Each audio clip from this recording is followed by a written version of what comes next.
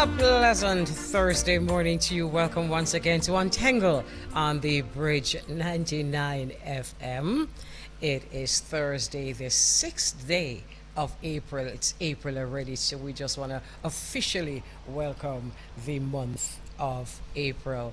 Thank you very much for joining us on the bridge. A very special morning to you, Richie B, and the Up and Go crew, and a very special morning to everyone gathered here on the Bridge 99 FM. So I think it is time. Hold on a little bit now. Laf, you ready? Ready. All right. Make her just cue up ready this like right chiller, here. but I'm ready. Eh? I'm not ready like chiller, but I'm ready. Nobody can ready, so. so don't feel no way in there. Uncle Chiller one ready. That's true. Okay, so let us hear the story and then we will talk. Definitely. So it's been an interesting time for this company, Beryllium. Yesterday, a report was released that police have confirmed that a Beryllium vehicle was attacked by gunmen in an attempted robbery in Balaclava, St. Elizabeth, on Wednesday.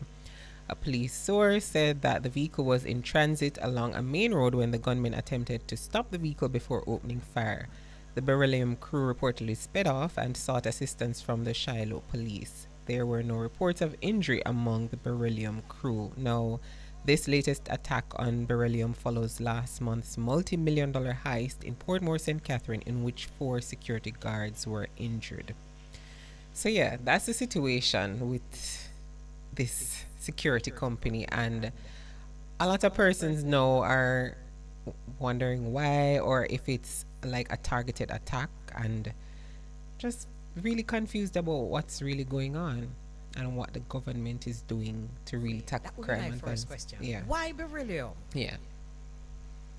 I don't know. Because, you know, Beryllium is only one of several armored security vehicles. Right. Why Beryllium? I guess they are thinking that they're transporting the bulk of money, or they're aligned to a lot of the major banks or financial institutions in Jamaica. So, because they were formerly guardsmen, I believe, was it? So, You know, Lafaine, I'm not hearing you good, you know. You're not hearing me? No, me hearing you, but not good. You see, if me ever turn up this something where we make me hear you a little better, problem. Kevin, Sean, we will turn it down. All right, so I'm in that ear. So, they might be. Maybe you can. All right, go on. Yes, so the last part of what you said, please. Right, I was saying. Nice, yes. You're hearing me now. All right, Yes. good, awesome. So I was saying Beryllium is formerly guardsmen, I believe. So You're the right. guardsmen group, right? So they were the company, or they are the company that transports money for a lot of the banks and financial institutions. So I suppose people are saying, listen, watch them and I see when I'm gonna go with the money, so I can get some money too. Right. All right, fine. The Beryllium is part of the Guardsman group Right. of companies. Yes, But formerly. the armored vehicles that mark Guardsman, them not target them the vehicle there. I don't really think you have those anymore. It's just Beryllium now because it took over. So they're now rebranded as Beryllium. Okay. Yeah. But you know, this might not necessarily be relevant. But I remember when we first started seeing the billboards and the introduction to Beryllium, there was a little bit of a mystery as to, you know, what it really was. Right. And all of that. And the mystery was exciting. But what happened in my world is that once we started to see them, it's like the mystery never there again. Right, It was right. some little Beryllium with favor taxi. We see, you know. It's the same thing Kevin was saying earlier, you know, said the one that they showed looked like it should end around the route down a halfway tree. Who says all of it? Kevin. My thoughts exactly. No, this is not funny, you know. Because, Yeah. you know, it's not funny. People's lives But at it's stake, because yeah. people's lives are at stake. But to be very honest with you, it crossed my mind. Right. When the billboards were up, I was saying, yeah. And even the first armored vehicle that I saw, I was like, okay, this is what it is. And then the taxi, That's what I'm saying.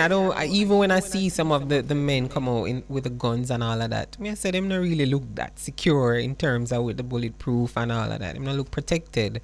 So if somebody should attack them, they're not really protected. And it's the same owner also. Right. Kenneth Benjamin, the Right. same person owns Guardsman that owns Right. Beryllium. All right, so the police commissioner recently encouraged those transporting large sums of money to engage security firms like Beryllium that are armored courier Right. services. So, there was a song long ago in the reggae fraternity where say, ooh, I go bodyguard, the bodyguard. Exactly. So that would be the number one question now. So who I go bodyguard, the bodyguard? Listen. Because there was a meeting held recently, Yeah. right? Yeah. And they're having some issues now, like contract security officers with security companies. They're now on contract because they were formerly like on staff, but now they're having some wage settlement agreement. So that's a whole nother issue with them as well. Because if they go on contract now, they're not going to get the benefits of, being a staff member and all of that. So, Okay. yeah, a lot's happening with them. Wow. A lot is happening. We're going to come to them salary in a minute. But that is another thing that is happening with them. But what the commissioner was suggesting is that criminals are cash-strapped here now because them dismantling some of them Right. ways of earning. And as a result of that, the attacks are on Beryllium. But I mean, I don't know, but I've never really lived at a time when criminals were comfortable Exactly. and not cash-strapped. Exactly. Exactly. I mean, what that mean? That them did all right before? We don't know. But that's one of the reasons being given. Yeah. Yeah. And, yeah. no, I Go was ahead. saying that I think it was Friday. I was at a bank. I think it was NCB. I was in some business and I saw a truck, a Beryllium truck. So me take with myself now, me I move from the scene because I'm You that realize the person. tendency. Yes. So when the man come out with the gun now, I said, don't move. So I said, sir, what you mean? We are talking to me, my God. Oh, we must talk to. Me, myself, so me not So you for not for move. move? He was joking, but I'm like, Oh. because I guess they know that people know, have their guards up whenever they see these trucks because Of people are course. attacking them. So me, take with myself, man, and the other security at the bank, I say, we are run for. I say, listen, When I'm I say out. where you run for, Yeah. you should have pop out the loop story. I'm out. I mean, we never physically run. I just moved know. away from where they were. That's so. That's wise thinking, Yeah. and I'm sure it is giving others who never thought of it. But mama, somebody say from long time, anytime them come out with a gun at the bank, my gun, because anything can happen, you know what I mean? So, and I just know. Oh, God. And I just know.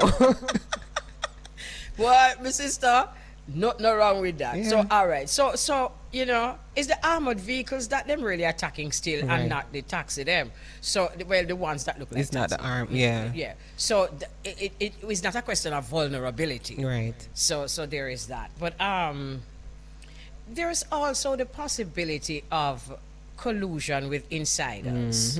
Yes, that has come to the fore. I think that was one of the major things with the incident that happened in Portmore. It was like reports or allegations that it was an inside job. So Right. And then in the criminal underworld, that's not new. no, it's At not. all. It is not. Because there's collusion even in the banks. There you go. There you go. So, but I understand that, and I'm sure there's that, because there has always been that.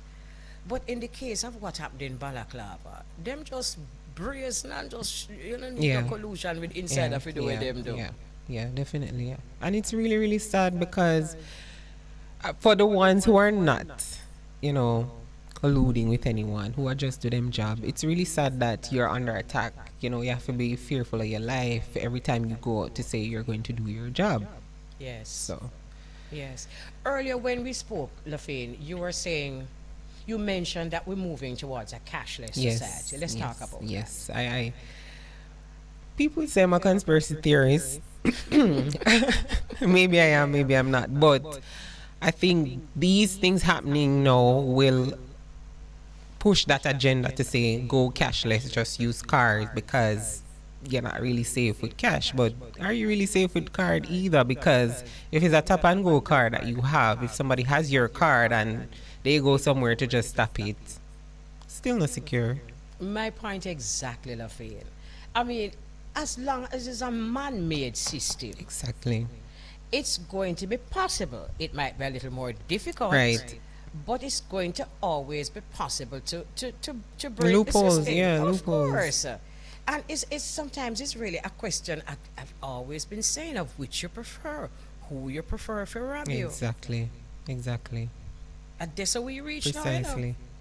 So you were saying, we were talking, Lafaine, and let's go back to the Yeah. cashless thing, because a lot of people are thinking that way too. Yeah, like it's You know? better, like it's a better Right. option or alternative. But when you do Right. that, you exclude certain people who just really and truly that's not what they're about, and it's going to be very difficult for them. Like, you know, some people, elderly people who just not gonna really understand how to manipulate these kind of technologies. So what do you do then in that event if you eliminate that option for them? Right. And you mentioned having options, Yeah. and that's so true. But can I just say though, there are times, because of the generation that I am from, Yeah. I have felt oftentimes like somebody who can read and write. No, So like, don't no matter laugh, now. Lafaine. No, don't laugh. It's a fact. But no, I'm saying this because I just want, because it's true. Yeah. Actually. And what we have to do is really liaison with the younger generation. You know, I have now been so humble, and when my grandniece or my grandnephew says to me, "Auntie, how are you doing?" I'm very. At first, I was resisting, but not anymore. I'm like, why? I saw that though. How? So, I think just like in the days when you remember, you usually hear people say, "Them teach them granny for read," and they use Bible. No, Right. seriously, no. I'm not trying to be funny, right? The generations just going to have to come together and help each other. Exactly. Because Exactly. while you teach me about computer, me I teach you about life. Right. Precisely. Precisely. So it is the only way to. It's not going back it going forward, and this is obviously going to be Sweden cashless already. Yeah. And Yep. this is obviously going to be the way forward. So I think they have to be, as you say, Lafaine, be timely, Yeah. be gentle, and those of us who are not accustomed to that will have to be brave. Yeah. Definitely. And learn as best as possible.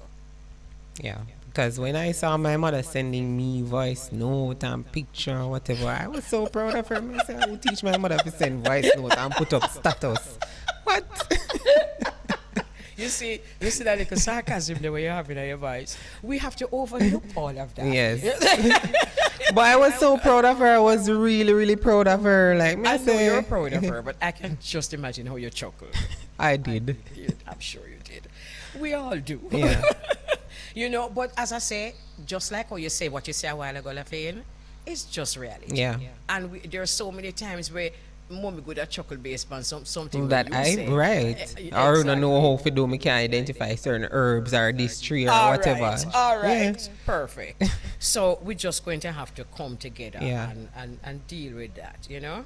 Yeah, but I don't think it's a case where they should eliminate that option altogether. But I think that's the thrust, but I don't think they should. That's just my opinion. Because sometimes you just need a little cash. That's just me. Yes, That's that just is me. it. And then, you know, let me tell you the part. What with if you me. lose your cards or something happens? No, it comes down to a case of somebody can steal your identity. All kind of things come into play. Your personal information they can get once that they have that card or whatever the case may be. Right. The option, I guess the option is really when you're handling large amounts Yeah. of money. Yeah. I think that's where the security is, because if we become a cashless society, or we are going to give somebody something, or we are going to Exactly. give somebody on the road something, or we Exactly. are going to be, you understand, we can't share, or we give him your card, if him can change for me, him no need. No. Yeah, the trust issue comes into play now. Like, Here's my card. Right? Go take it off. Just take the 100 and bring it back, man. I don't think so. No card now come back. Them gone. No card, no lady, no Nobody baby. gone. So there is, and welcome to the bridge, and we always are. You know, there are so many people that Yeah. you need to give her money. Exactly. This money will take out your supermarket bag. True. Come on. It's so true. so I think your suggestion is perfect, Lafaine. We need options. Yeah. Absolutely. Yeah, once you take that away from people, I think that's where we have a big problem in society. And well, I don't know that, but something has to happen. I don't know what's going on with this, but it begs the question of, you know, as you say, who guards the bodyguard? Like, Yeah.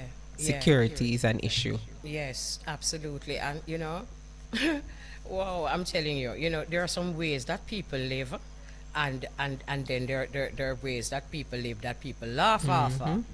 Because a long time, you have old time people like a granny, them usually tell you, say, the Lord is my guide and protector. Who shall I fear? That's right. And you're like, Beryllium is my guide. And whom shall I fear? Well, I think you Look, better no. flip. You go back to the Lord. Hello. Yeah. Under the mattress and in the bosom and all these things. That no good. Look here. Watch you now. A whole heap of people walk with the Lord and get robbed. Exactly. So go on like say, Yeah. they're idiots. Right. Okay? But you just have to just, you know, bring out all the forces where you have. Exactly. Just All and of just be that. alert too. Be alert. Exactly. Exactly. Yeah, And that's don't be one of the naive. that's Yeah. one of the forces. Yeah. You have to be alert. You have to be wise. Yes. You have to be discerning. Right. All Definitely. those things come into play. Definitely. Why? But- No, when I was listening, I said she not wrong you at all. I guess she talking about when you say When me anytime run, you when me say- take on myself. Yeah, man. Always. Yes, Lafaine. You know, me not run, you know. But Better the next safe time than you see them, sorry. you're going to remember you. I'm going to slowly Better save that. Sorry. Good boy, Yes. Lafaine. Yeah, All right, mama. have a wonderful rest You of the too. day. All right. So thank you very much. So that was our topic for today. Our topic today is the incidents of robbery attempts and actual robberies, because there was an actual robbery of millions of dollars in one of these attacks on Beryllium vehicles, and the last one was in Balaclava, St. Elizabeth. I want to say a very special morning to you, my sister. How are you? I am doing well. What an honor it is to be with you this morning. Thank you so much for having me. You're most welcome. The honor is ours. First of all, how was your flight? It was good. It was good. So no Okay. complaints. Okay, wonderful.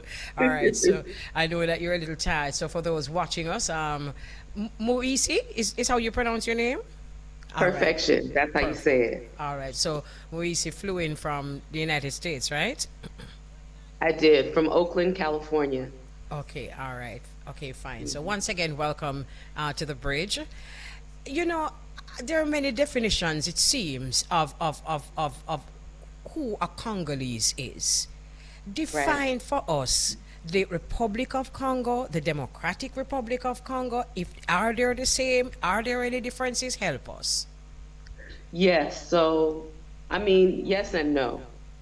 So Congo people are the descendants of the Congo Kingdom, and the Congo Kingdom comprises the Republic of Congo, the Democratic Republic of Congo, and Angola.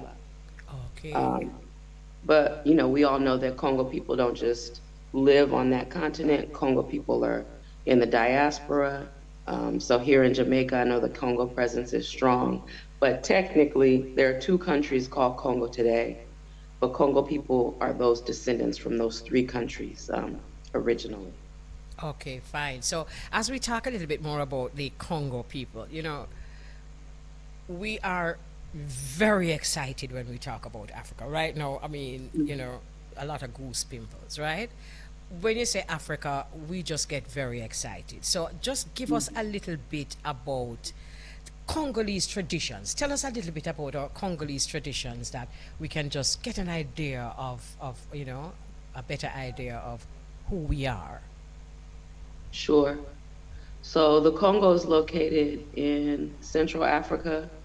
The whole kingdom is connected to the river, one of the biggest rivers in Africa, which is the Congo River.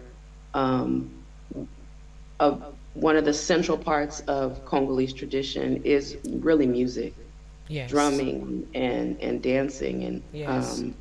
and song. We like to refer to it as the Holy Trinity of those three things. And I'm sorry, all of refer those to it as things, what? just the Trinity. You can Okay. think of it as a Trinity. Okay. Dance, drum, Okay. song. Yeah. Those things are central to everyday life. Those are the traditions that carry us through life cycles. So there are traditions, there's songs around mourning, there's songs when people are born, when twins are born, songs and dances to bring the rain. Um, Oh. uh, a lot of what we do, a lot of where our folklore is kept is within the music and within the dancing and You within know, the drum. you say this very casually, and I really have to underline it because you said it so casually. You said Okay. songs and dances to bring the rain. And Mm, in the Western culture, if we said something like that, we would be examined for mental issues. right. But in your culture, and when I say your culture, I really mean mine too. Right. Because absolutely I mean mine too. Because the Yeah. Africa in me does not find that ridiculous. Tell us a little bit about that dance. Right. Um, well, all dance is rooted in spirit, and the songs to call the rain are usually done when there's a period of drought, Right. and and and drought brings famine, and so I know the song to this, and my voice is not top today, but Njambule Lumbo Shise, Njambule Lumbo Shise. So you sing that song, and there are movements that go with it, and you're reaching out towards the heavens to bring the rain down. And what happens on a normal day? The rain comes. If your prayers are potent enough, Yes? if your song is strong enough, and most of all, if you're connected to spirit and community and doing it as a collective, then the rain comes. Absolutely. I guess it's almost like a chant. Exactly. I got you. Loud and clear. All Hmm. right. There's a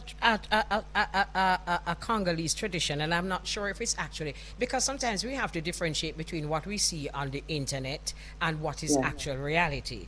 But it Mm. says that head shakes instead of handshakes is part of the Congolese tradition. Is that true? When It's you just very did true. it, you just shook your head. Yeah.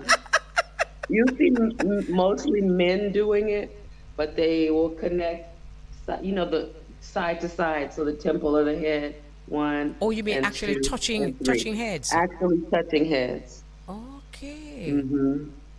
And what's the significance of that? You know what? I don't know, I hear but you. It's just a that's tradition. just yeah, that's just the tradition that I see. That's a good question, something to research, but I don't know exactly why. Okay. Yeah, I don't want to make anything up. All right. So let us talk about dancing first. And then we're going to talk about Congolese dance. You know that the Afrobeat is extremely popular now, even more Right. so than it was before. And Mm. we do our thing, we just do our thing, right? Right, So right. is there a right way to dance to the Afrobeat? Well, I think that Afrobeats is more secular. It's not. It's definitely in the lineage of traditional dance. You'll see the flavoring there, but I would say no. There isn't a particular way that you have to come to it. There are movements, I'm sure, but you can bring your own inspiration as long as you're in the timing and in the feeling of Right. Afrobeats. Okay, so you Hmm. say that Afrobeats are more secular. I get that. And Right. and how would you describe the traditional Congolese dance? Well, every dance has a function, and dancing for joy and entertainment is also a function. But there are those dances that mark different life cycles.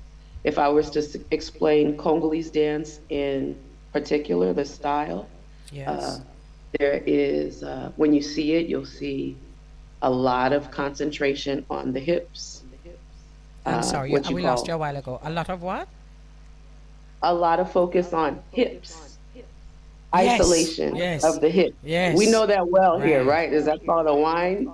That is Oh very man! Look here. that is Can I tell you something, Muisi? There's a yeah. video that was sent, and when I look at that video, I see us in our. Can we let us play the video, right? Because then our listeners can and our viewers can see what it is we're talking about. So, Lafaine, can we just play that video for our viewers particularly? And while that is queued up, you know. Ah, there we go. There we go. Fine. So we have looked at that, and let me tell you something. You see, first of all, the drummer dancing too. So everyone caught up in the dance. That perhaps is not something that we see all the time. Right. So the drummer is actually caught up in the dancing too, and the kind of dancing that we see, especially from the ladies, is a lot of gyration of hips and waist and bottom and all of that. Right. And that's us. It's you, it's me, it's all of us. Absolutely. The only difference though, oh, we have an 11:30 break. All right. So we're going to come back, we're going to come forward to that, Muisi. But the Okay. only difference we're going to come forward to is that in our culture here in Jamaica, we are led to believe that that is vulgarity and that we must contain ourselves. And I know that all of that is coming from our colonial past. And we are going to discuss that after our commercial break. We are having a conversation with Muisi-kongo Malonga, and she is a dancer, a dance teacher, and one of the foremost keepers of Congolese dance traditions in the United States. So we just spoke a while ago, Muisi, about the way that the Congolese dance and the similarity between particularly our dance hall dancers and yours. What would your comment be for those who say that, you see, they will see you dancing, in your African content, and like it, man. But once we start to do it in our dance hall context, them say we're vulgar. What would you have to say about that? Well, I think that those areas that we're moving when we're moving our hips and our bottoms, just like, the womb area, that's the source of life. So, in my opinion, I don't see vulgarity when I see people moving that part of the body. And I don't think just because it's outside of, that is not within a traditional context, because even when people talk about Congolese dance, there are people that misconstrue, and we have some of those same things said about it. It's just when people come with foreign eyes and they look at these movements and they apply like a completely different cultural context, then that's when they can see those type of things out of the movements. But that's where life comes from. So how can it be vulgar? I hear you, and I hear you about those foreign eyes. And the same thing applies in terms of the clothing, because your dancers a while ago had on very scanty clothing. And a lot of people seem to think that way back in the day, we were covered like we have in winter here in Jamaica. And actually, way back in the day was what we were looking at. Our boobs were bare, but just like you said, it's how you are seeing it that makes the difference. Right. So you go ahead. Oh, I'm sorry. I was just going to say all of the movements and even like how the dress is a context of the culture, and like what the needs were at the time. And so that's where those things come from. Does it make sense to be fully clothed in a place that's hot? No, No. And the same will be true for the music and the dances. It's all in function of what made sense for the people, what the people needed, and it's a reflection of their spirit. And so I think when you assign a meaning that is not rooted in the context, then you're always going to have those type of judgments and misunderstandings. Absolutely. So it's not a question of what's right or what's wrong, but what makes Mm, sense in relation to the culture that you're in. All mm. right. So as a teacher, what is the first thing that your student needs to know about Congolese dancing? They need to know that it's more about being in your body and your spirit and not in your head.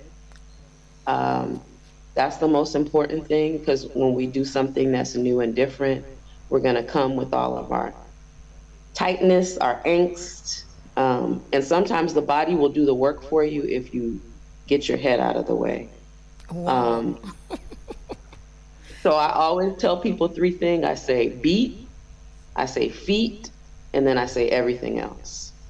So if you're on Beat, rhythm, and feet. then your feet are doing what they need to do, and then the Okay. movement can kind of come from other places. But those are the things you got to be on beat first, Right. and then the feet, Absolutely. and then everything else. Yeah. Okay. Because no matter how you're in your body, if you're not Right. with the beat, you're not, just not it. Yeah. It's not gonna work. Exactly. It's not. All right. Tell us what being in your head looks like, What or beat too in my much in your head? head. Oh, it's just like you're so focused on trying to do exactly what you think the teacher's doing. You want to get everything perfect, and then you're not allowing yourself the opportunity to just have that. Because dance, I feel like, is a portal to communicate with God, with spirit. And so if you come in already judging yourself, already feeling like you won't be able to do it, or trying to do something that you see the other person do in the way that they're doing it, then it can be frustrating, and you miss out on the blessing of just being in your body, being in your spirit, and then just moving, and then connecting to something ancient that you're connected to. So, let us say I come to your dance class, right? Hmm. And you're Yes. playing Congolese music, the drums are going. Hmm. I'm naturally an African descendant, so I'm going to be feeling things, that's Yeah. African. And Yeah. and I'm not in my head, I'm in my Right. body. Right. And then when I start dancing, everybody stop and look at me and say, what's she doing? Is that possible? I mean, anything is possible, but we can always come back to center. So Okay. it's okay. Sometimes we're tapping into the not the right thing, but if we just shift our focus a bit, then we can come back to center. Because we're also dancing in community too, and that's a Okay. big part of it. Like we're dancing together, and so we need to be on one accord, connected with the people that are around us, like sending out good energy, good vibes to the people who are next to us, because that's a part of the experience too. And that's what makes the dance healing too, that time that we Right, connect right. together. The Mm. dancing in community. Mm. So, what's the difference between dancing in community and choreography? Right. So dancing in community, I mean, we may be dancing in community and learning a bit of choreography. Um, but there's probably a little bit less structure. So there would be a difference between if we were learning choreography to perform it, and if we're learning traditional movements that go in a sequence together, all together. When you're dancing in community, you're not just dancing for yourself or for your own like perfect execution of a movement. You have somebody to your left, to your right, to your left. You can smile at somebody next to you. You can help somebody struggling. You are dancing together in one line. Don't leave anybody behind. We cross the floor together. We do it again together. And it's just really about being patient and gracious with the people that you're dancing with. And that really just adds to the energy that happens when you're in that shared space. Wow. So it's literally a movement, but it's Mm, also figuratively a movement. mm, Wow. yeah. Wow. That's powerful. Mm, Wow. Okay, I got you loud and clear. All right, so let's talk about spring holiday dance master class now, which is what brings you to Jamaica, right? All right, so let's Yes. talk about it. When is it and all of that? So it's happening this Saturday, and there's going to be a class for youth, followed by a class for like teens and adults. It's happening in Kingston. And I'm just really very excited. I've been to Jamaica one other time, but didn't get a chance to dance. And so I'm excited to just share and also learn while I'm here. And the classes are happening in the afternoon in Kingston at Beam, Jamaica. Beam Center? That's where Sudan Brownie is part of that, right? Exactly. Yes. Okay. Remind us where it is. Where's that? Do you know? I do know. Okay. Okay, cause It's my little time delay. I was trying to get it together. all right, where No is it? pressure. No pressure. I know where it is. Because we could excuse you if you didn't know. So it's good to know you do know. I mean, I know what is marked on the flyer. I've never been, and I know it's in Kingston. And I'm looking at the flyer. Okay. BJA In Okay. Motion Dance Studio Okay, is fine. the location. All right. And what time it starts? So the youth class is 45 minutes, and that's for ages 5 through 11. And then ages 12 and up is going to be from 1:45 to 3 p.m. Okay. And that really is 12 and up. Back home in Oakland, like, we have dancers that are in their 80s that come, and everybody just comes and meets the movement at their own level. And there's always a place to meet the movement. So I would encourage anybody that doesn't think they dance or that thinks they're too whatever to dance to come, because there's always a place for them to come. I love when you say things they're too whatever. Because people sometimes think they're too whatever. If you're young, you think you're too young. If you're old, you think you're too old. If you're skinny, you think you're Right. too skinny. Can I ask you a favor? Yes. Where you are there now? Can you actually stand up and give and give us a little piece of your African move, your Congolese move, please, if it's possible? Oh Lord, I can do Oh, it, but I my don't know. goodness. I don't know how clear it's gonna be. We seeing you. You can see me. Yes, I Okay. can. Probably if you step back Oh. a bit, we can see you even better. Okay. And whatever you're doing, tell us, what's the significance of it. Okay. Okay, I'm gonna back up. Right? We're seeing you. You can't see my whole body. It's half body. Most of okay? it. We're seeing most of Okay. it.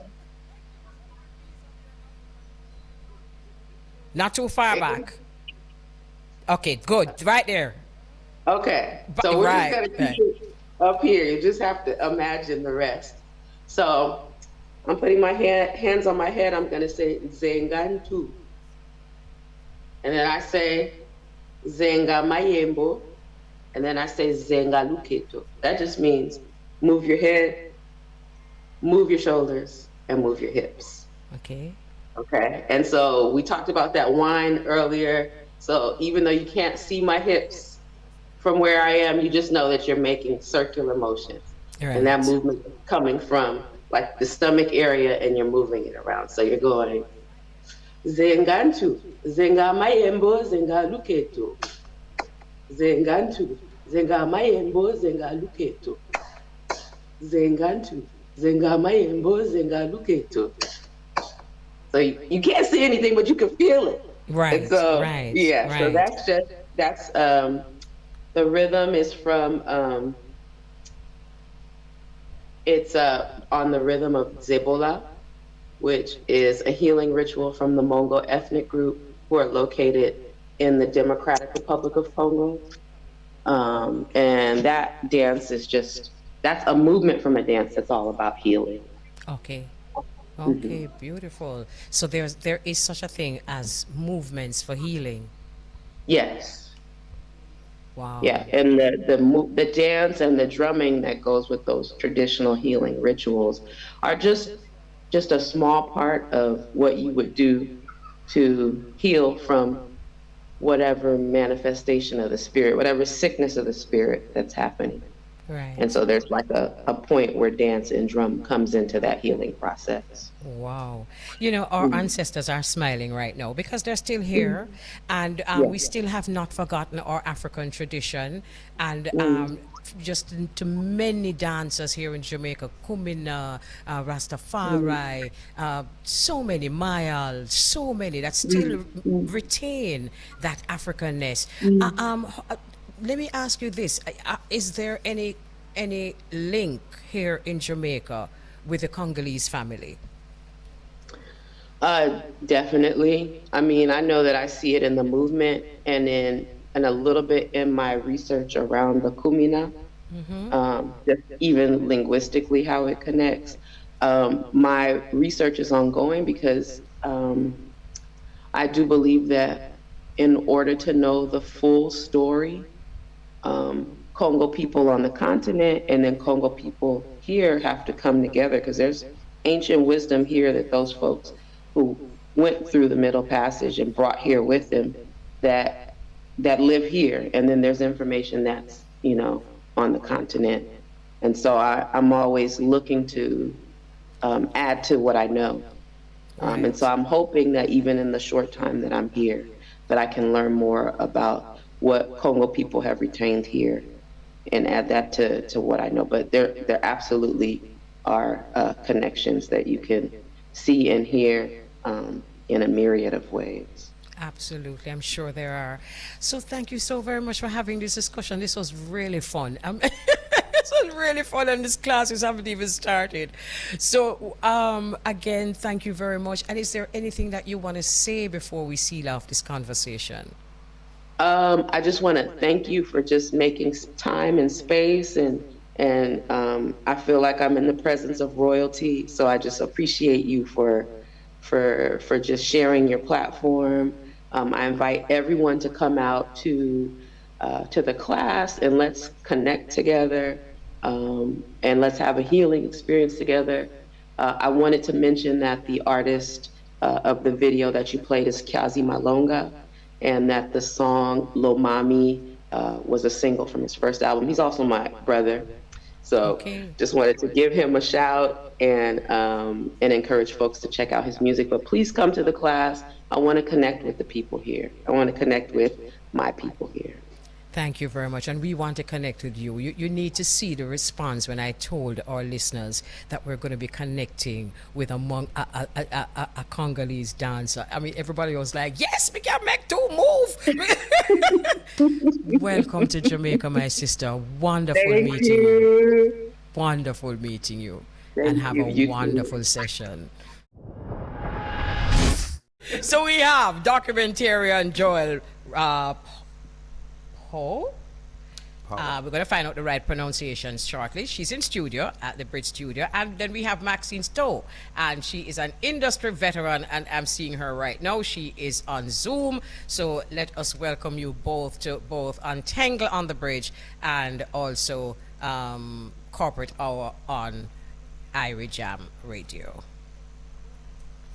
Good afternoon, ladies. Good afternoon. Thank you very much for having us. You're welcome. Good afternoon as well. Yes, go ahead, Maxine. No, I'm saying good afternoon as well. Yes. Speaking to you from Miami. Oh, okay. Good afternoon. Good afternoon, Miami. Yeah. All right.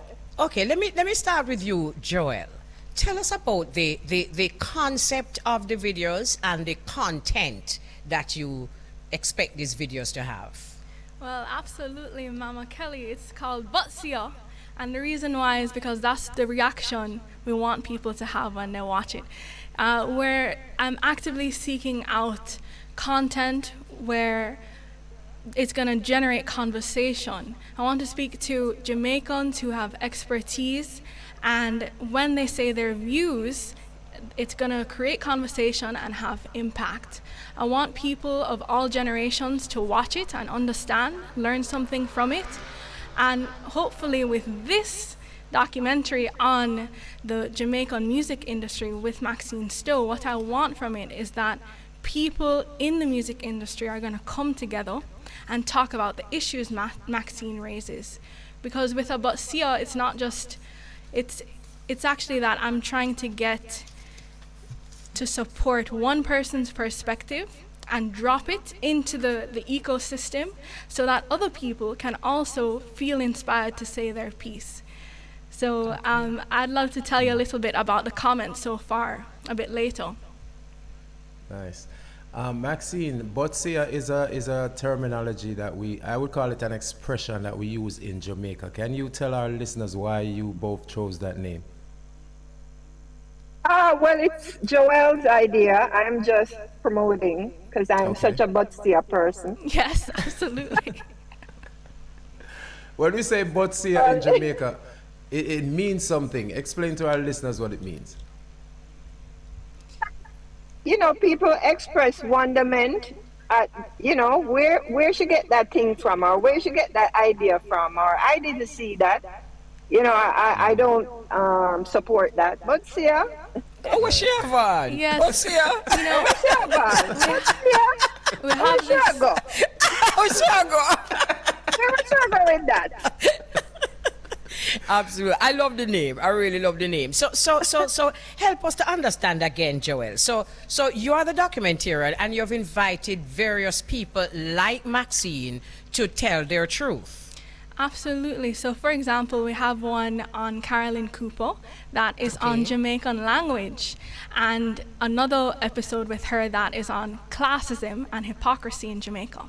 Now that little video is 3 minutes. It went on to be on a syllabus at the University of Exeter in England, where they're talking about language in the diaspora.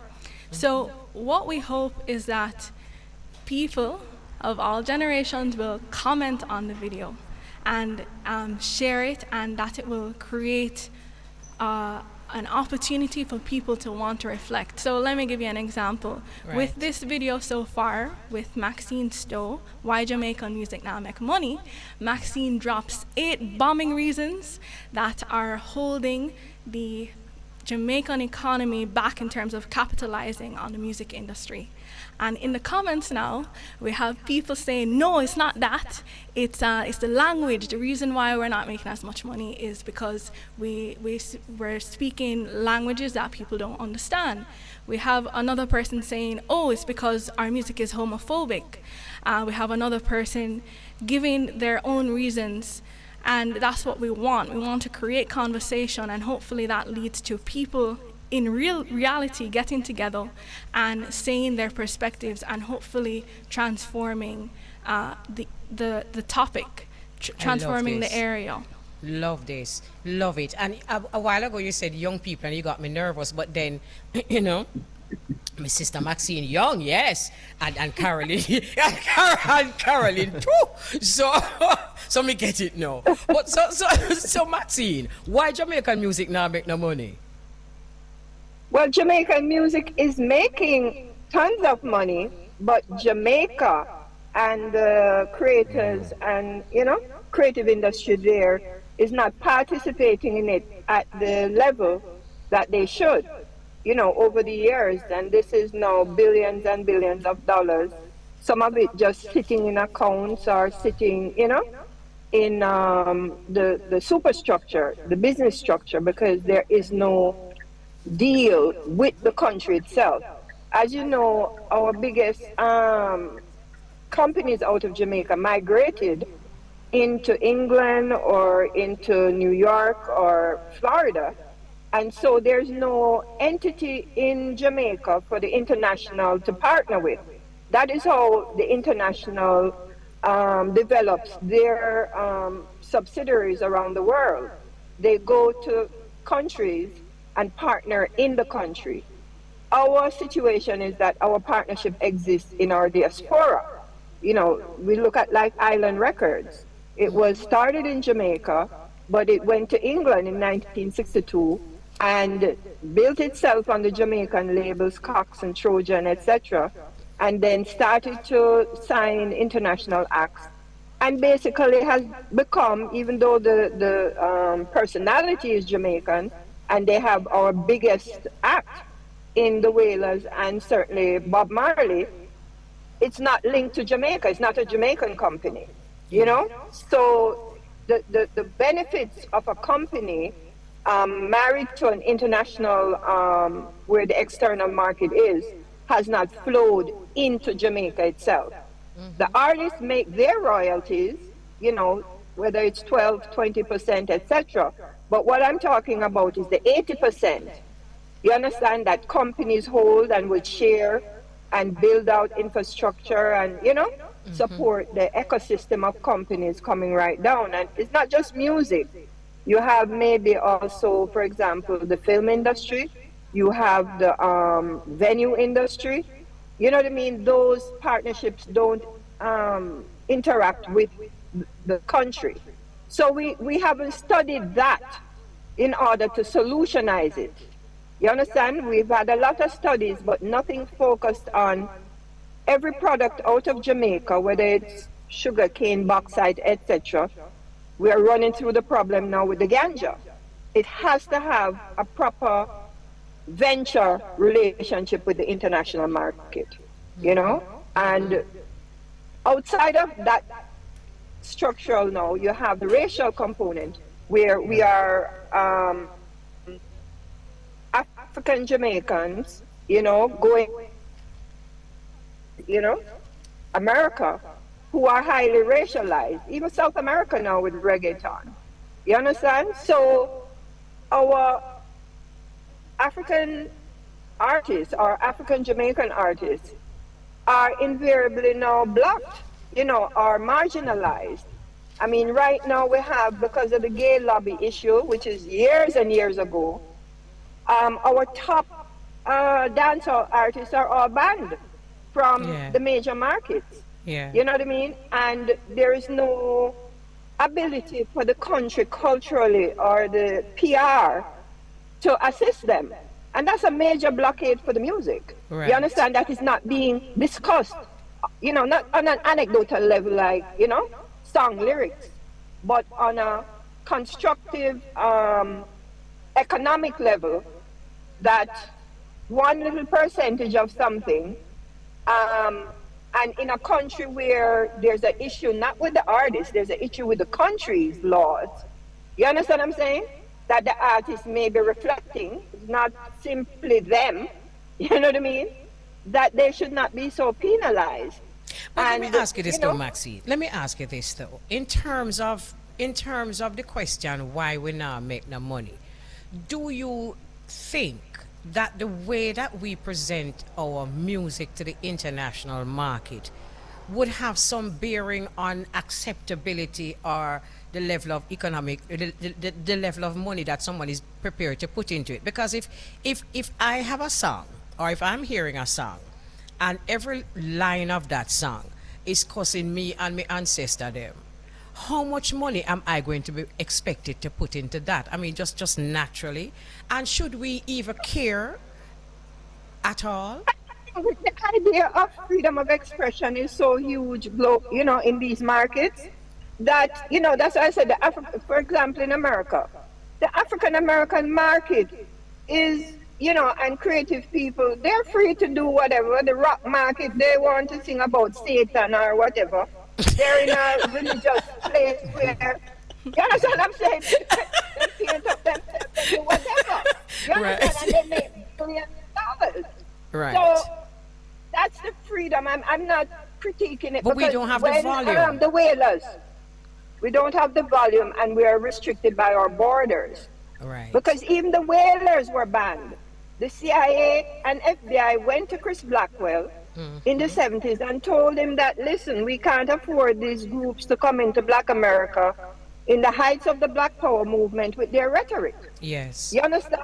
Yes. So it's about what they're focusing in on now with the dance hall and all of that. It's about the structures. This is what I want the discussion to be about. Let us stop on discussing it on this lower level.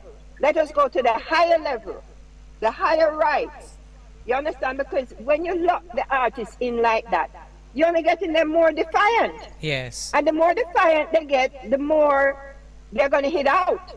And so if you expose them and give them success, then they may curb, you know.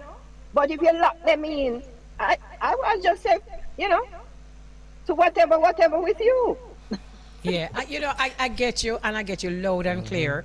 And even with the dancehall acts, dancehall is such a vibrant expression that I think they are getting a very raw deal. Very, very raw deal, and nobody's there to stand up for them. This is what I was major in the murder music campaign, right? I was a major defender, and my defense was that we need to hire proper PR companies, because PR companies get rid of murder. Even if you murder someone and you get released from jail and you want to go and sell a product, you're able to rechange your image and re-enter the marketplace. And that's what I said to the government and the tourist board. Hire a PR firm, not the Jamaica Tourist Board, a PR firm that deals with reputation and damage, and go out there and support our music and our artists. You know what I mean? If I may come in here, you know, I think one of the struggles is that we ourselves as Jamaicans don't recognize the true value and potential of our music culture in order to make those kinds of investments in, like what you're saying, Maxine, a PR firm, you know, because at the ground there should be education around training up our musicians at the young level. There should be business structures at the national level that bolster our music industry, and better legislation. But we have to first recognize the value, because before Jamaica goes and digs up land in the cockpit country to go and get more money from bauxite, we should think, how can we make and capitalize on the money from our music industry more? So I think that the main challenge is, how do we get Jamaica to recognize the immense value that there could be in bolstering our music industry? I would love to hear your view on that, Maxine, because even in terms of the issue of racism, the issue of racism is real, and what you said is real, but we have issues with ourselves too. And the whole, just as you said, the whole world does. In every society, especially post-colonial. You understand? Every society is struggling with these issues. In Jamaica, though, following up on what Joelle is saying, Jamaica knows, the government and the society knows the value of the music because they use it. The tourism uses it, the private sector uses it, they understand the value of it, but they're unwilling to invest in terms of putting the capital and the structures where they're supposed to be, because the artists are looked down on. The society that they come from are looked down on. You don't know, why would we want to invest in them? Blah, blah, blah. You understand what I'm saying? Just one point. Why, I think I agree, we know, and the government, etc., they know the cultural value, but do they know the monetary value that we're missing out on?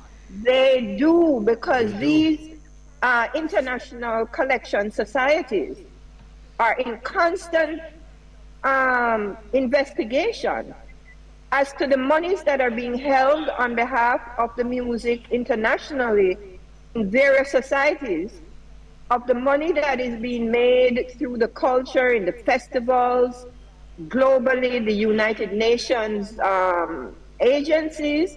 They're all here studying, trying to understand who is the owner. You understand what I'm saying? Who can go and collect on these, you know, maybe you can't go and collect as an individual because of the issues, but it needs to be studied. They need to hire the proper, or be lobbied to and advocated, which is why your program, ButSeeYa, is important, to get the people who seem like they're powerless or feel powerless. You understand? to understand, no, we need to know that that value is there, and we need to band together collectively in our ignorance and in our powerlessness to go and get these rights. It's the same thing I experienced in the Rastafari community. And they said, this unity this unity that. But what the UN agencies told us, no, the smarter of you, get together, form an NGO on behalf of the collective. Use your information and go and apply, put it in a trust. And when the people hear that, oh, that money is down at Jams or somewhere else to go and collect, they'll organize themselves. Just like that, Maxine. There's so many barriers to that. There's so many barriers to that. They will organize themselves, but it's a process, because there is just so much doubt and insecurity and prejudice that that's a process. That's why, Elise, we're now having the national conversation about reparations. Yes. You understand what I'm saying? The society knows, the government knows. That is why they're involved. They know how deep this issue goes in the psyche of the people and how it's related to our history. So we need to move past cursing each other out about what we see, on this level, and look up. Everybody look up. That's all what we need to do. You understand? Right. And collectivize. We're being told that we need to take a break. Maxine, remember what you're saying, and we'll discuss it when we come forward. So we have documentarian Joelle Powe in studio and Maxine Stowe, industry veteran, on Zoom. Finish your point, Maxine. You know, remember what? Dance all panis. I'm not hearing you. We're not hearing you. Okay. Yes. Go ahead. I wanted to comment on the name of your show, Untengle. Yes. Because we're actually untangling. Yeah, but that's exactly what it means. It means untangle, but that it just sound too stush for me. So me just call it untangle. Yeah, I know that. That's why I said we're here untangling Botsia. But Maxine, all right, I know that you're a very outspoken sister, right? And I know that you will untangle. But you also realize the layers of hypocrisy in the society that we're in. Someone else will come and touch a nerve, and the whole, society just come down on the one that shut them up. Yeah, well, they've tried to shut me up and on several levels, and they keep trying, but the world has changed. And now we have social media, we have Botsia, we have your program. And so this is what is happening now. So in spite of what they're doing, I still have my voice. Yes. And it's something that I didn't have before. Yes. And it's resonating, and this is what this is about. Everybody needs to raise their voices in the Jamaican society and the diaspora and connect, and movement will happen. And I feel that it's a world movement. I think the climate change, the environmental issues, I think they're all connected.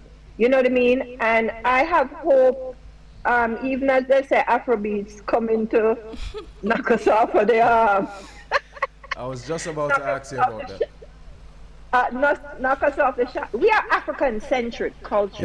Yes. Deep, right? So I was thinking about it the other day, and I said, no, just give it a little time, because all of these Afrobeat artists, like Burna Boy, they want to come to Jamaica. Yes. No one that is influenced by us doesn't want to come here. So it's not for us to worry about them, it's for us to worry about ourselves. Mm-hmm. And what are the means that we're going to use now to use this influence? That's a type of methodologies that are now coming out as innovation. How to marshal your influence and monetize it. That's a new industry for us on the ground in Jamaica, because every day we make up something new. And everything that we make up new, our influence want to follow. You understand? We talk about methodology, Maxine. Would you consider the collaborations that we're having now with our African brothers and sisters, part of our methodology, because one, they look like us and they look like the us, that's the majority of us, and two, that's a whole continent. So when you talk about volume, that increases our volume. Yes, so the issue that we have is not on that level. The issue that we have is on the governmental trade level. You understand? What is happening with the negotiations in relation to our rights? Yes. And products and services with the intellectual property of Ghana, Nigeria, South Africa. We already see what happened in Europe, Japan. Are we going to allow the same thing to happen to Africa? That's my question. And that's why I said when they're talking about, oh, this is happening, that is happening. What is happening is Jamaica don't have no fence around what we create. You understand? And no understanding from our civil servants, from the people at the airport, custom. They're looking to take it from us. They're not looking to protect us from the millions of people coming with their cameras, the ideas, the whatever. You know, most of the lawyers in Jamaica are defending the international companies against us. They are not defending us. Absolutely. Absolutely. So Joelle, okay, I know what Maxine will bring, and what Maxine brings is at the heart of our problem right here in Jamaica. Who else have you invited to be part of this, ButSeeYa? Well, before I tell you who else I'm looking for, I want everyone to know that they can watch the video, Why Jamaican Music Now Make Money, on Intelligent TV on YouTube. And what you'll find is that Intelligent TV is this channel that we're building out a brand of rich Caribbean content. We want to provoke conversations and push debates through video. So if you know about Beverly Manley Uncensored, that documentary, and Out There Without Fair on Jamaica's Dance Hall is another documentary that's also available on Intelligent TV. But I really wanted to step in and talk about the impact of dance hall culture. In Singapore, for example, which is a very conservative culture, the young people there, even the gay young people, there's a community of underground dance hall fans there who use dance hall music to feel free and empower themselves. And these are mostly gay individuals who are between 18 and 25. And I think that this example is it's a testimony to the power of our music that we're not even aware of. I don't know if people in Jamaica know about the massive community of marginalized people around the world who use dance hall to feel empowered. I know we know about the Europeans coming in and all of that, but it's so much bigger than a lot of us know. Great conversation, ladies. I'm here listening to what you all are saying, and the only input that I have is just to say that we have to change our approach, especially on some commercial levels. I think that the impact and the global worth of reggae should be parallel with the revenues that we gain, and as Sister Maxine is saying, we are not seeing that. We have to find a way to monetize this great impact that reggae has on the world, especially for the creators, the people who create this music and send it out into the world. Just one more thing, it's what the documentary pushes is that it's not just reggae, right? Maxine, it's reggae, it's dance hall, it's all the other sub-music genres that have come off inspired from our Jamaican music. And also it's the sound system technology, right? Maxine, you should talk about that. But, yeah, definitely. That's a whole nother program, Elise, hint, hint.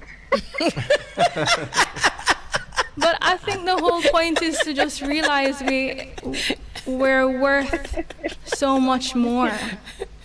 Yeah, it is, because the sound system is a whole nother thing. For me, it's not about these other issues that we just dealt with. But again, our understanding of how the industry works. Yes. that it's the hardware industry that owns the music industry. The music industry is the software for the hardware. So where have we targeted as a country or even as an industry? The hardware suppliers who own the companies. They own, Sony owns Columbia and Epic. You understand? Bertelsmann, all of these are hardware. Apple, Spotify, Samsung, they own the infrastructure that then owns the music companies that then owns us. You understand? But we have a technological base to our industry that has never thought to tap into the hardware industry. It's a project I'm working on, but I'm working it on just by myself in my understanding, thinking that, but as an industry, we should have known this years and years ago, because our sound system is powering societies all over the world. It's empowering marginalized people. They are using the sound system in ways that every day I'm amazed, and all of that is linked to Jamaica. It's actually challenging our artists in Jamaica. They can't even find time to write songs. They have to be singing dub plate, dub plate, dub plate. They wake up in the morning, it's dub plate, dub plate. It's crazy. And we haven't understood what was happening to say, we can go and get millions from the hardware industry if we package ourselves and our constant innovation from our technical sound engineers and players. Maxine, there's a conversation that needs to be had. I know, see, I'm getting with them cutting me off, but there's a conversation Maxine, there's a conversation that needs to be had, and it's at the level at which you speak. That conversation has not been had. That's where our money is. That's where our power is, and we need more people like you to change our mindset and help us to really see the money and see where it is and pursue it as a nation. Definitely. Or as an NGO. As an NGO. And Maxine, always a pleasure. Joelle, thank last you. word. All right, I just want to remind everyone they can find it on Intelligent TV on YouTube. Okay, all right. Why Jamaican music now make money? Thank you for having us. Most welcome. Right. Once again, thanks for joining us. So you heard from Maxine Stowe, industry veteran, and she's on Zoom with always some exciting conversations, and conversations that we're not having. We're not having them, and we need to have them. And she's pushing. She no business if you're a listener, if you're not listening. She's pushing them. We need to listen. Documentarian Joelle Powe in studio. Thank you both very much. And Thank you so much. Yes, we know that ButSeeYa will take off because we need this kind of a voice. So, take a break. Okay, I see that beautiful face there waiting for us to have our conversation. Good afternoon, Ikea. How you do? Good afternoon, Mama Elise. I'm great. I'm giving thanks of life. And that's the greatest Nice. gift. Beautiful. You know, your talking voice is like a song, right? You talk like you're singing. No, a while ago you say, good afternoon. It's like a song. You know, a lot of person tell me sometimes when I talk, it's like I'm singing. Yes, I just heard it a while ago. It was like a song, and without an effort. It's not like you tried to do it. No, No, you didn't. it's just natural. Yes, man, I know that. All right. So, Ikea, I know that most of the world knows you, but for those who don't, could you just remind us of, I know your daddy. I mean, I know your daddy from football, and I think most people kind of know your daddy from football. But let us talk a little bit about your origins. You know, we grew up in the Arthur Waterhouse, Right. a place called Balcom Drive. And, you know, I'm a product of you, Bingy Blair, as you said, you know, the former footballer for Waterhouse and Jamaica. And I used to go Woolman's Girls High School. Good school. Yeah, good school. If we may say so ourselves.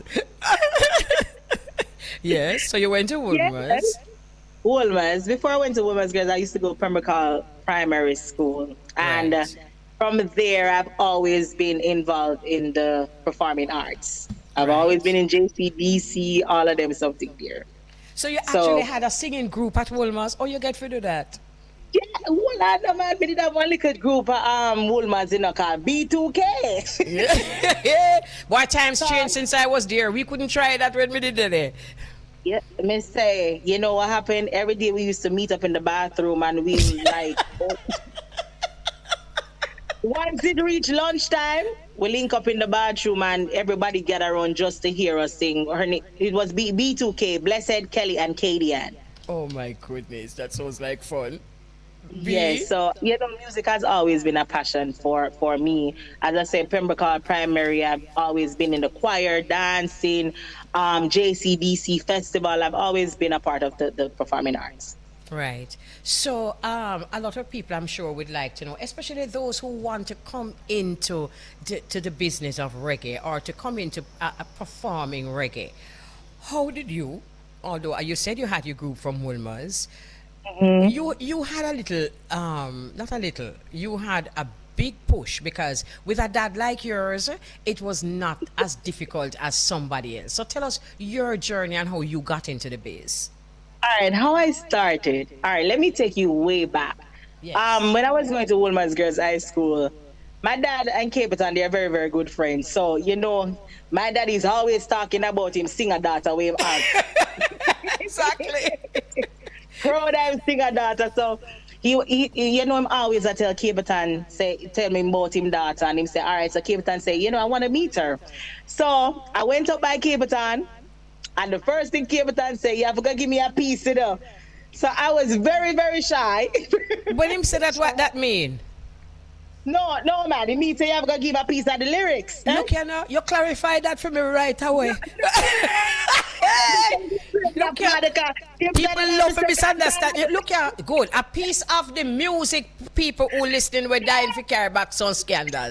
A piece of the music. Good. Yeah, give me a little piece of the music, right? Right. So he was like, yo, let me hear a piece of something now. So I said, all right then. Them time that me shy, you know, nervous, because there was a whole lot of people, you know, when he comes to up by Papi in there, so there's a whole lot of people in the yard. So I'm like, oh my God. So when I started to singing, he was amazed, and that's how I went on the track called Firewoy. Because once I opened my mouth, he was like, wow. Yeah. Same time we got to the studio. Yeah, man.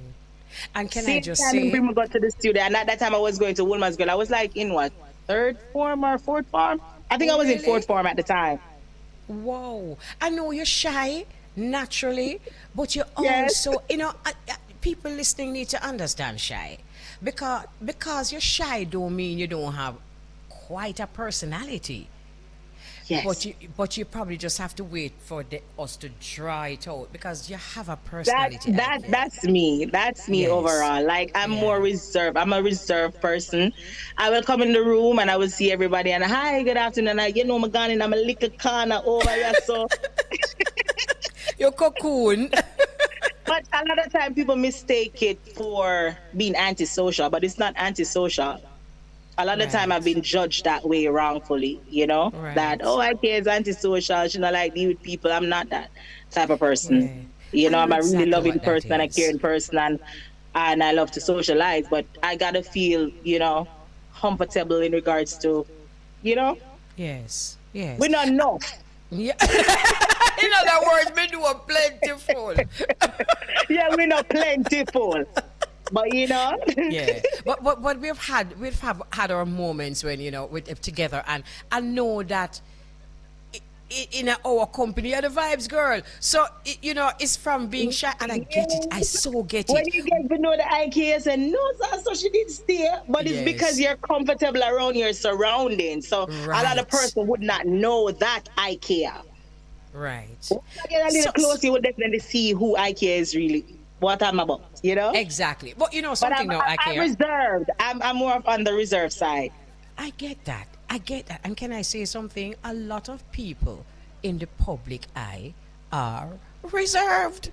And people just don't get that balance at all. How you in the public eye and you're reserved. So what you do with the shyness now when it's time for go up on stage and show up the good body and the pretty vice? How you do that? How you balance that? You know, I want to take you back to, I think it was and that was my first time No, before I went on Sting, let me take you back there. I did a song with Merciless called Amber Alert. So they were like, why if you come perform with Merciless and Sting? So me I say Sting. Me say, me go work for Sting. Me say, that's why women know back of fling, you know. So me say, why am I know? Me say, yeah, man, me I go, me I come, man, me I come. That night, nobody could get my phone. What that means? What that means, Akea? Me run. The battlefield crowdy. Howdy. So I was like, why am I know if I can do this? Because I was so shy and fearful and all of that. But I want to tell you, the year after, I went on Sting and I went as a solo act. Really? Yes.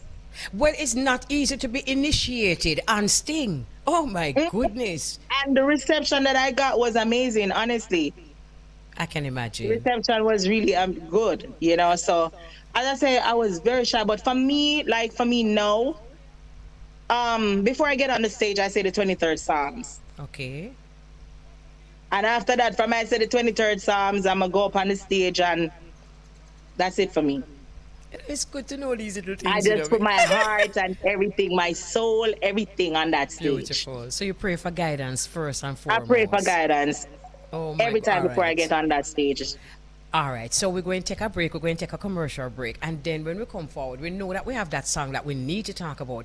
But we're going to talk about your versatility with your voice. That's one of the things I've always admired with you. You can be from a little gangster girl to a very stush R&B singer. So when we come forward, we're going to talk about that. All right? Soon come. So we have live on Zoom none other than IKEA. One of the things that I always admire about you is your style, because you have managed to incorporate in your style your personalities, because you're not always wine and roses. Sometimes you just go odd. Let's talk about that. That innocent IKEA. No, you're not. But you know, so we come from the garrison. And you know, so the rebel the inner way. So you don't know, so we have to bring that also into the music. Right. So we have a little gangster side, we have a little soulful side, we have the classic side. Right. And I think that is part of your success, because of the space where we're in now. You know, so Jamaica is a space where you have all sides. Because when you go a Sting, you can't go there with the Miss Goody style. Not all. Can you know back we fling? You know some buckle we fling. All right, that's so what I love with you. up, man. Yes, you have to rough it up, and that's what I love with you, and that's why you are so popular, because the average Jamaican, you know, even though them now go show it, them have the little rough style, you know, or even if them don't have it, them like it. Right. So that is what makes a difference, and that's what makes you stand out, one, as a woman, because there are so many women who can sing good. There are so many women who have nice voice, but not many women have the style like you, and can just keep it real on stage, and you know. And when you know, we love with you when the man them, because the man them give you plenty trouble on stage, you know. And we watch them and give you trouble. Watch them and give, because you don't know the Jamaican man them stay with the thick body and all these things. Right, so them give you enough trouble on stage. But me love how you deal with it. Me love how you honor them, and me love how you just get on with your thing. You know? Yeah, Right. We love that so. There's a balance. You know, when I was just coming on the scene, you know, everybody was singing. Like, most of the singers were just singing. And I was like, what is it that I could bring to the table that is different? A sound, a style, you know? And what I did, I fused R&B. If you listen most of my track, I'm singing R&B also. Huh? Right. You know, with the hardcore style. Right. So I wanted to come with something different, not just only sing, you know? There are others who and I'm verse. I'm verse, And that is one of the things, I don't want to be boxed. And at one point I felt like I was boxed in. And music is art and free expression. That is that is music.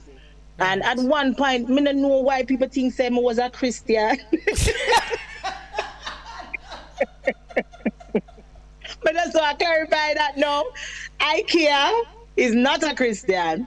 We all call on Jah. We all pray to the Almighty. Right. So when I did Fly Away, because Fly Away was one of the songs that, people loved and accepted me for. But that song, I was going through so much at the time, and that song was produced by Dan Carleon.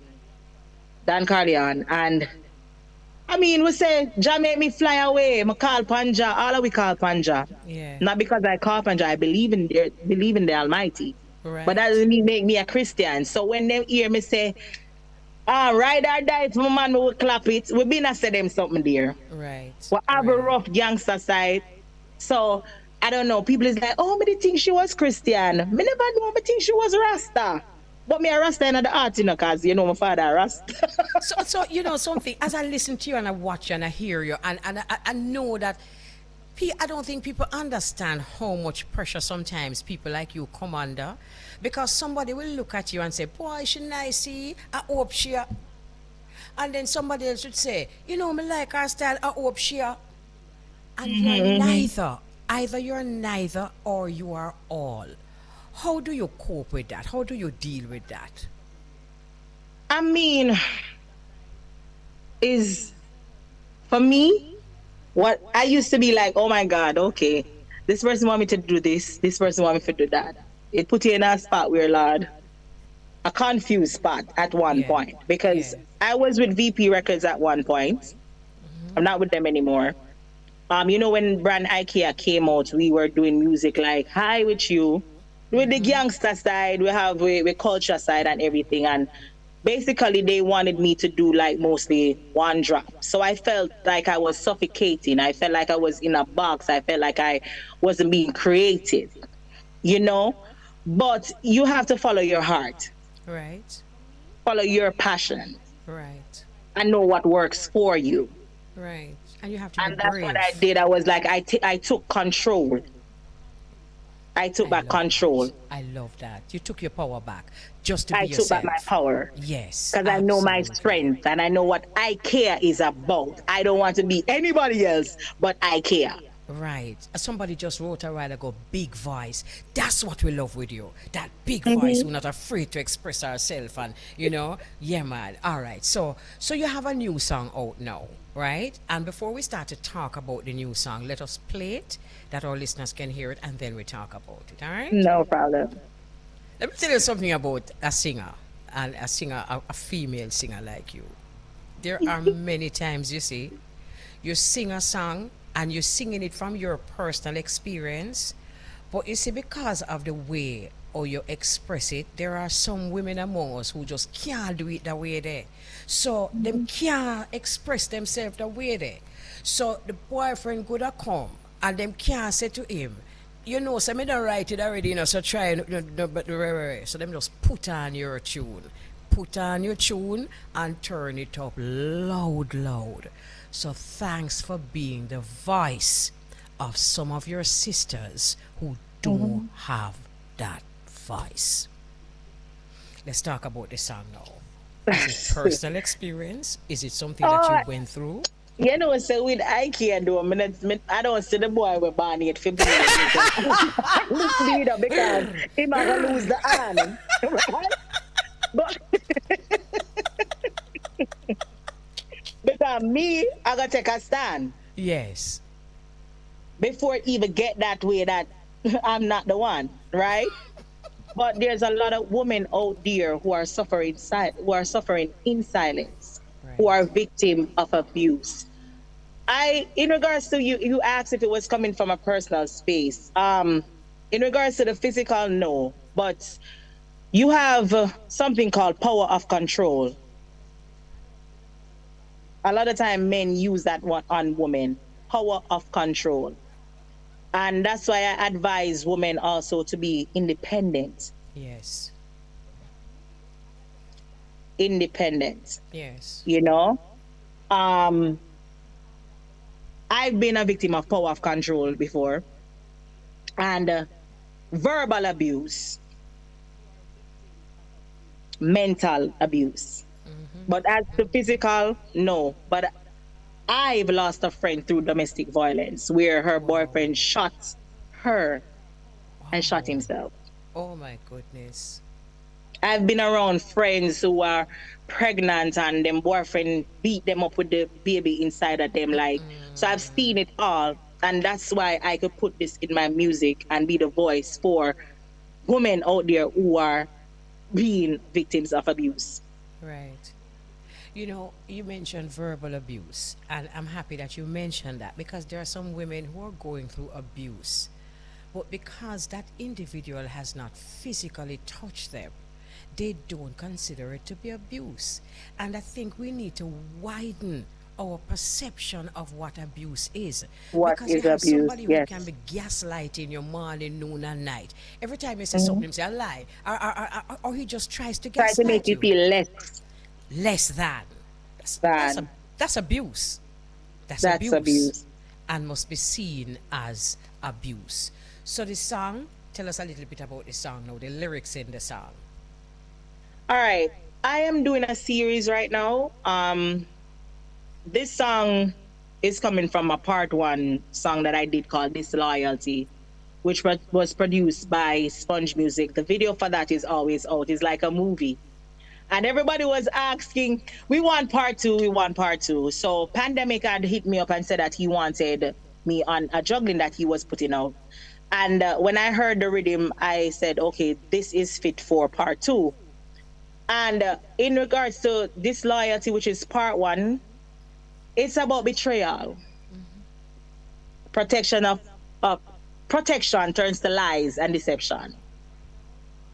You know, and afterward is basically your partner end up sleeping with your best friend. Your partner end up sleeping with your best friend. And after being confronted, he started to become abusive. Okay.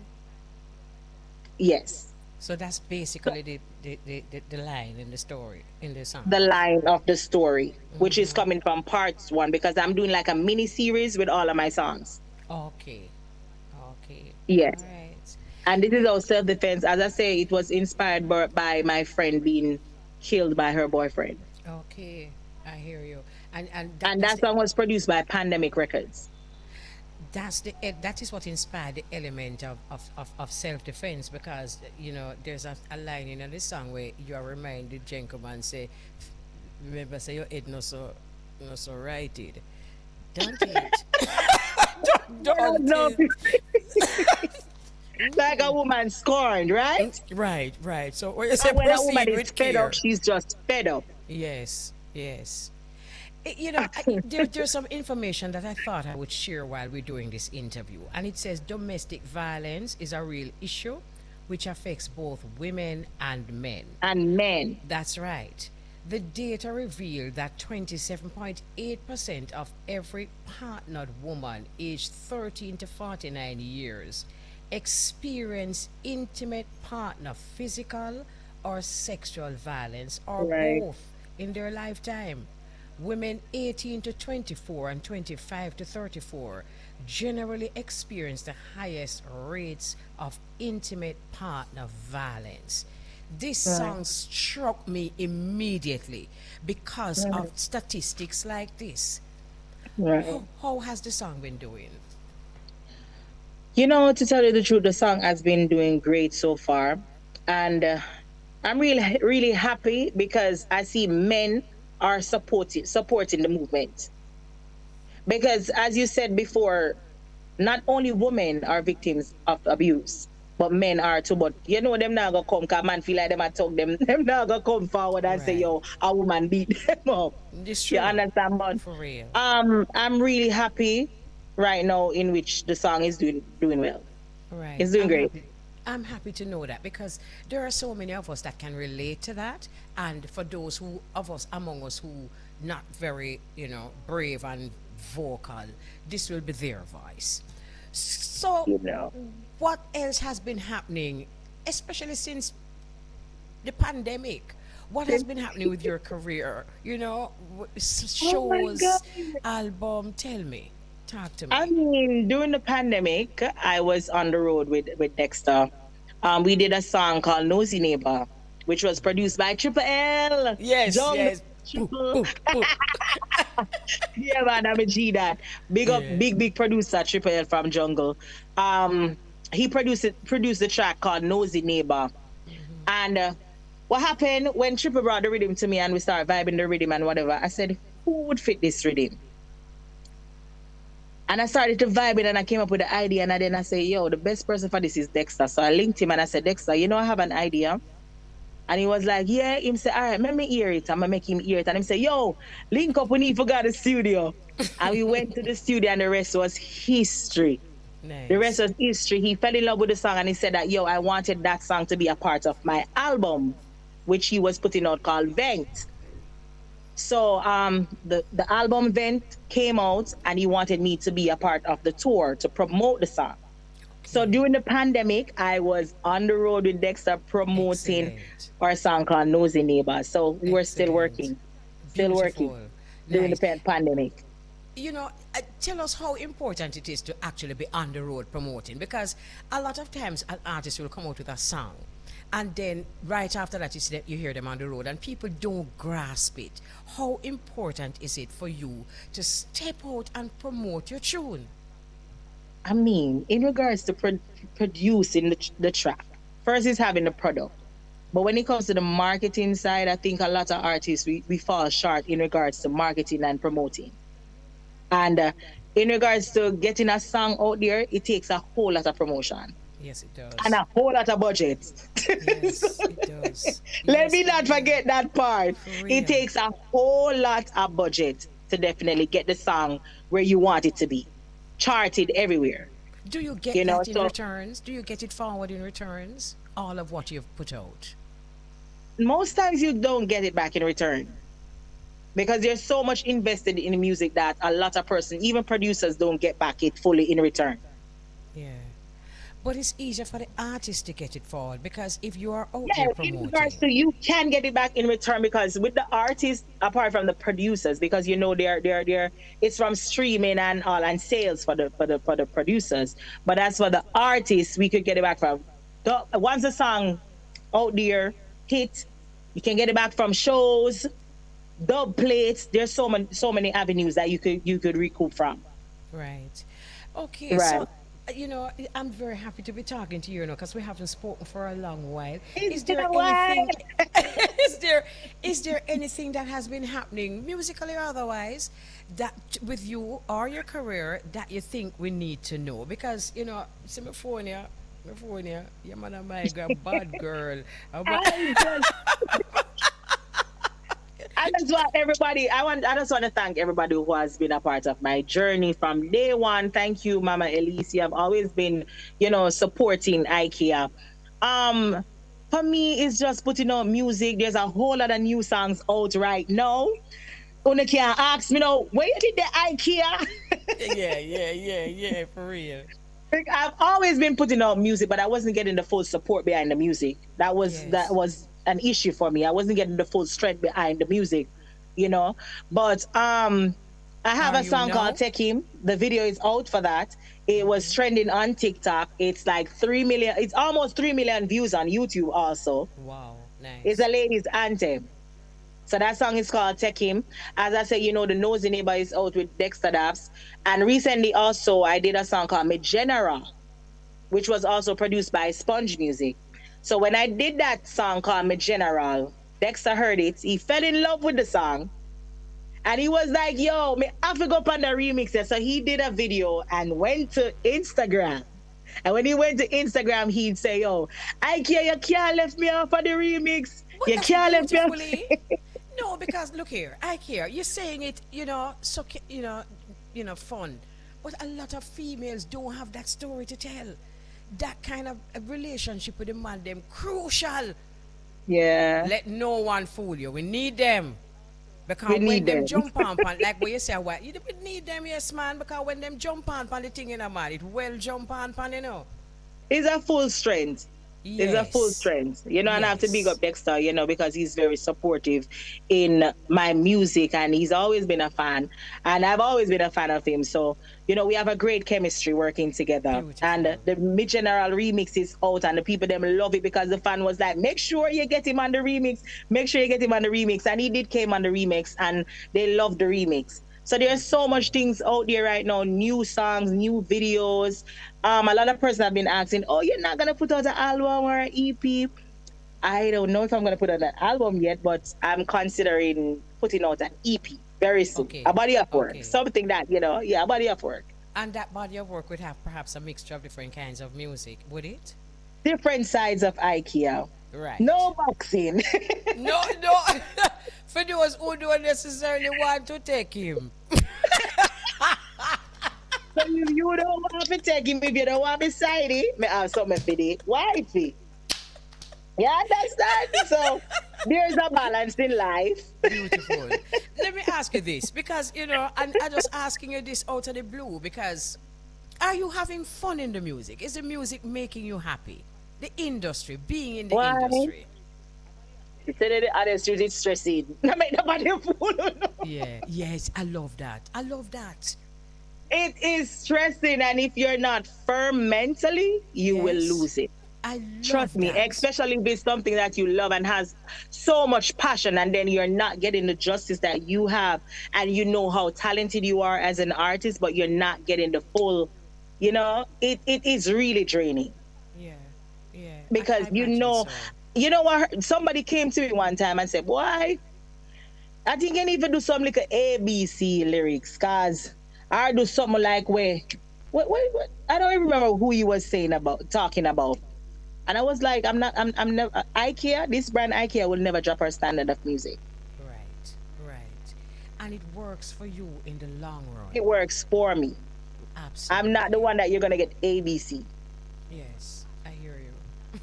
And my music, it's longevity. I try to do music that even when you listen to Fly Away, it seems like it's yesterday I did it. Me love how you put the ABC. Yeah, man. Yeah, man. So music that people can relate to and touch Exactly. the art, and I'm telling people's story. Since late, we're not getting most of that. We're not getting that. Right. I think sometimes Nobody not tell story in the music anymore. I think we're playing too much for the clap and the applause, and we're singing too much for that, and we need to sing music from the heart. The And- heart. Yes, That is so true. And no Correct. matter what it is, even if me I tell if it take him, You still mean well. I still mean well because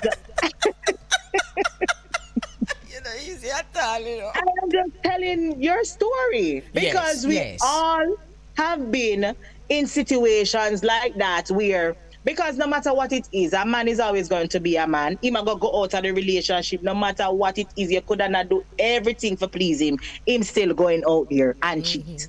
Yeah. And I still listen. Now we represent for the side and we represent for the wife, and we still tell the side chick them to stay in their lane because they know what they were getting into. Yeah. We're getting the wrap up here now. But once again, I don't know if some of you sisters actually know that. You see, because life real, and when you are It's talking real. about real, and no matter how I wanna go and like them stoosh, them a go through it to are probably all worse than you were saying about it. Me Okay, thank you. all Me of thank we you. go through Don't it? So me thanks for keeping All it of us real. go through it. Yes, we go through yes. the heartbreak, we go through the pain, man give it bun, everything. Thank you. We're getting the wrap-up signal. Thank you very much. We're getting ticky. Are you supposed to hear my phone going off because there are so many people who just absolutely loving you, loving the interview. When you get your EP, could you please send a CD? The one triple him, I say, yes, mums, I'm going to burn off a CD for you, but I'll know me can't get it. So when you're in studio with the one triple, remember, tell him, burn off mums And we have EP. new stuff coming from Triple Two, so look out for that. Please furnish Massive. me with copies. All right? Great talking Thank to you so much. You're most welcome. Continue to do well. Continue to be yourself. And we love you. Continue. I love you guys too. Thank you so much for the love and support. All right, bye. So, absolutely beautiful. So that's IKEA. And for those listening, that's Jamaica's gangster lady, because she's a gangster on one side and a lady on the other side. And that's what I love with her. She's Jamaica's reggae and R&B songstress, and she put in a little DJ in it to spice up the thing. So we thank you very much. And you heard her new song. It's titled Self-Defense. Nice tune, bad tune. And we really need a copy, because this is a song that we can play on behalf of all of us. So it's that time. Big heart of love. Thank you very much for untangling with us. And we do it again Thursday, same time, from 10 o'clock in the morning to 2 in the afternoon. Thanks to the Untengle team. My love you know, heart full of love for all those who listen and dip on the bridge. Bless upon yourself. See you.